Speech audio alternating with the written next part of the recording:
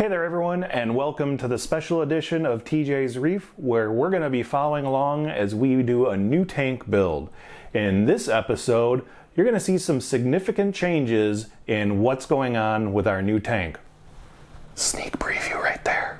Stay tuned.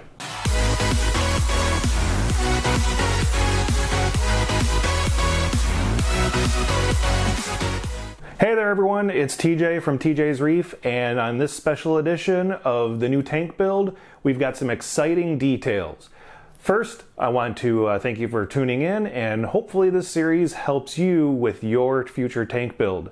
Our goal here is to show you every step of the process, from great successes to any failures we have, and what you can learn from it. Now, if you remember from the first episode, we were going to do an in-wall build. Things have changed a little bit here, hence the delay in getting out this second episode. We've changed the location where we're going to put the tank in our house, and we have moved it now from our main living space to a room. It's called the teen room in our house, and we'll show you that room here in a little bit. But it's kind of tucked around the corner. It's not in the main gangway or the thoroughfare of the house, so it's going to be in a little more secluded area, but it's also going to be in a nicer area for sitting down and relaxing and being able to look at the tank. Now, over my shoulder here is the drawing I made of what the new fish room will look like as we move forward. As you can see, we have the tank on some custom built cabinetry that I'm going to be doing. It will have a custom stand underneath it with a sump. We will put some type of couch, probably a sectional in that room. We have a TV on the wall. We'll have to move some things around, but it's going to provide a really nice living space for that tank and for viewing. I plan on having the tank at a higher elevation than the current tank. I find myself having to bend over or get down on my knees to sit and look at the tank for any extended periods of time. So I'm going to raise it up probably to about the 40-inch height for the bottom of the tank, somewhere around there, so you can stand up and look into the tank a little bit more. Now, speaking about the tank, we actually have a tank. How did we get the tank and what did we go with? Well, I was going to go with a 120-gallon pre-drilled overflow style tank that is pretty pricey. They're about $800 to $1,000 for a tank that size. And then I came across one in the fish store that fit the bill. 120, dual overflows, dual mega flows, and it was the Aquarium brand. And I've had their tanks before. In fact, my 125 was what was formerly or previously Aquarium, which was known as the All Glass Tank Aquarium Builders out of Wisconsin. And I believe they got bought up by this Aquarium, and now they took over the brand. So I found this 120. I love the dimensions. It's about 45 wide by 25 deep and 25 tall. So perfect dimensions, allows a lot of scape to put in there, allows a lot of different stuff. I want a mixed reef. I want to continue with the mixed reef. So I plan on doing, SPS, acros and whatnot near the top, and some softies or LPS and zuas near the bottom part. So it's really going to give me a lot of opportunities to incorporate a lot of different corals. It's also going to allow us a lot more animals. So getting back to the tank. So I see this tank and it's about $800 or so. And as much as I love the shape of the tank, I don't love the two giant black overflows that go all the way from the bottom to the top of the tank. They're kind of unsightly. I know I'm going to have to aquascape around them, and it's going to obstruct flow. So I wasn't thrilled. Then I saw that they make the exact same tank that's not drilled. And I'm like, this is perfect. Start doing a little bit of research, and I find out from the manufacturer that they are not consistent on whether they use annealed glass or tempered glass when they make their side panels. Now, they always make the bottom panel out of tempered glass, which is very important because you need it for strength. But if I'm going to drill one of these panels, and this is something you need to keep in mind, if you're going to plan on drilling for your own overflows or returns on a tank, you cannot drill tempered glass. If you start to drill tempered glass, it will explode. You need annealed glass. So Aqueon said they use whatever supply they can get their hands on, which means that sometimes on a tank, some of it may be tempered, some of it may be annealed, it might be a mix and match, it's whatever they get at that time. And I didn't really want to go through the process of testing the glass to make sure it wasn't tempered. And there are, you can do a YouTube search or Google search using polarized lenses to look for a tank that doesn't have tempered glass on the side panels. So, all right, now I gotta kind of look around to see if any of the local fish stores have this tank that's not drilled. It's significantly cheaper, by the way, and then make sure that the back panel isn't tempered. Cool. So I have this plan to do that, and then all of a sudden in the one of the reef forums I belong to, I see that someone is selling this tank. It's 2 years old. It doesn't have the overflows. They drilled the back panel already. They put in a ghost overflow, which is exactly what I wanted to do. They're going to include the sump. I tell the guy, I'm coming over. I go to the guy's house. I check the tank out. All the seals look good. It basically looks like what you would expect for a tank that's 2 years old. The sump looked good, and he just upgraded his system. So for $275, I have a tank and a sump that, as far as I'm concerned, it's perfect. Yeah, I got to clean it up a little bit, and I will show you that process in a little bit here, what we did to the sump.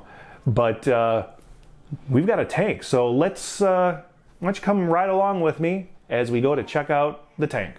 All right, we are in the car, and we are going to Gilbert, Arizona, which is about an hour drive in traffic to look at the tank. Now again, this tank is exactly the tank I was looking at, except it is now 3 years old. It's already drilled, already has the external overflow box that I was going to put on anyway. He's also including the sump, so we're going to go check it out. Hopefully it is in good condition. And if it is, we're going to snag this thing for a pretty good deal. So keep your fingers crossed. Toes too. Can't do that. Try hard. Well, as you can see behind me, there's a couple objects that weren't there before. We are literally just leaving. Got to pull out this bumpy driveway here. Don't want to twist the tank. Even though we did take some precautions to keep it level, keep the pressure on the edges versus the bottom so it doesn't twist. But yeah, we got a tank. We got a used tank for a steal of a price. There is nothing wrong with losing your tank in the back. It was the lid for the overflow. No. There is nothing wrong with buying a used tank. Well, I say that now. Hopefully, when I get home and put water in it to leak test it. Oh my gosh. Water doesn't come pouring outside, but I have the guy's address. Yeah, but are you going to drive all the way back here tomorrow? Not tomorrow, no. When he least expects it. That's Batman telling us how to get home. So yeah, the 50-minute drive was definitely worth it. I strongly suggest that anybody that wants to save some money or put money in other parts of the setup, buy a used tank. There's nothing wrong with them. I wouldn't buy a 15-year-old used tank, but this one's only a couple years old. Turn right. Okay, Batman. Guess I got it in the other lane. So I wouldn't have any problems. Oh, is that the police? Cool. Great. But yeah, we got a tank, so boom. So we got the tank back home safe and sound, no issues. The sump was great. The guy was really nice. I don't want to thank him quite yet because I haven't water tested the tank. I water tested the sump, does not leak, it's solid. So here we're doing a leak test. Just running the hose into the first chamber, which would come from the overflow. That has to be cut off and replaced. This chamber is going to be filled with shado or rock rubble. I haven't decided yet, or bio balls or something. haven't decided what's going in there yet, but goes to the first chamber into here. In a second, we'll see it come through those slats. Chamber 2, which is very big. Lots of room for equipment and what have you. And then the third chamber looks like it was using filter pads in here. I may keep it that way with some filter media before going to an external pump for the return. That's what he had. I haven't decided if I'm going to flood that and do an internal pump or stick with an external. So I haven't decided, kind of see what's out there right now. But what I'm going to do is let this fill up till it starts to leak out of the hole here. I'll shut off the water, let it settle to the edge of the hole, and come back tomorrow and see if the water is basically still at that level. If it's below the level of that hole, then we know we have a problem.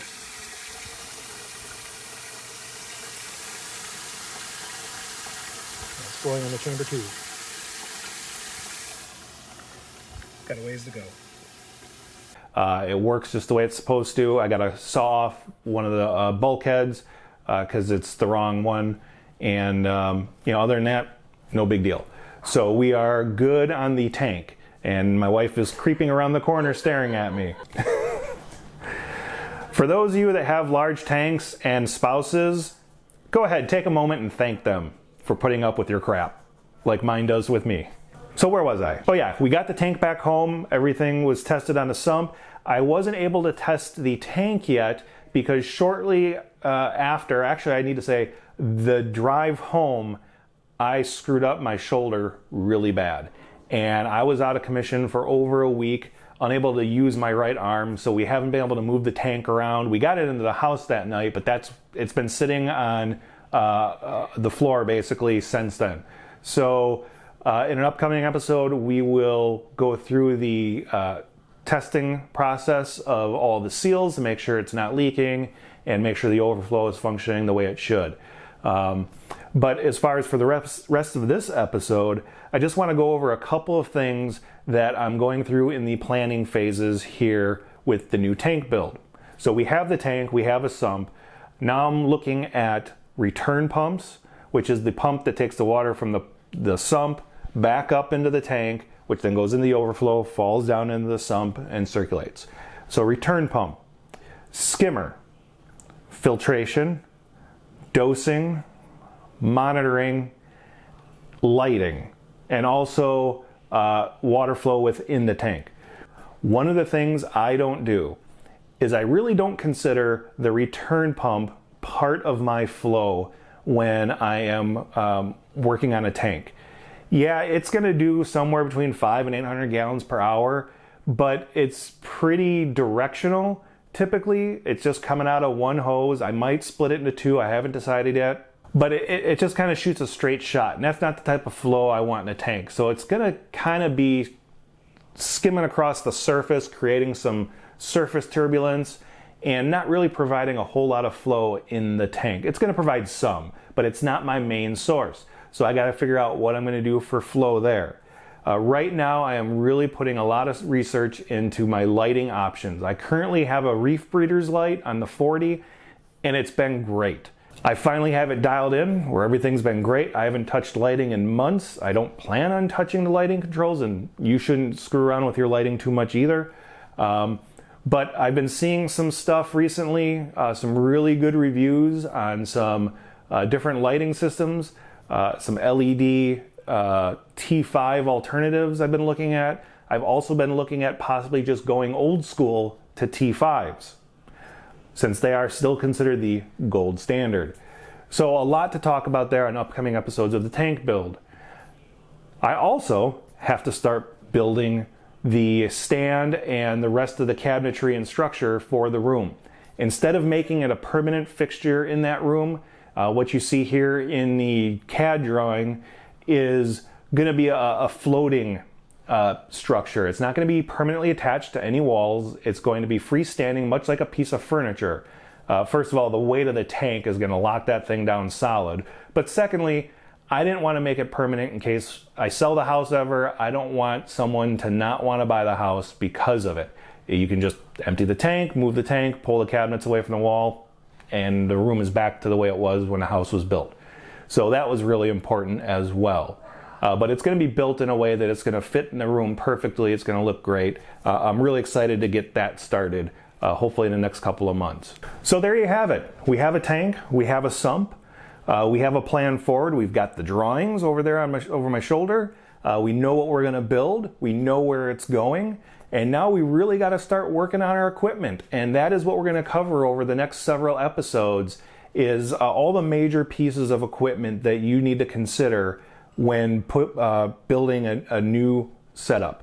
Again, this is going to be it's a 120 gallon tank, and the sump looks to be about 30 or so gallons, maybe more. So we're talking about 150 gallons total of water. It's going to allow us a lot more diversity. We're going to have a lot more fish in there, and inverts and corals. I'm really excited to get back to a large tank, and look forward to sharing all the ups and hopefully not many downs as we go through this process. So thanks for tuning in. Make sure you stay tuned to TJ's Reef, and make sure you subscribe down there so you don't miss any of the updates on the tank build and on the regular TJ's Reef episodes. And we should have another episode coming out soon in that regard too. So thanks for stopping by, and we will see you soon with another update. Double boom. One for the tank, one for the sump. Tank, sump, boom, boom.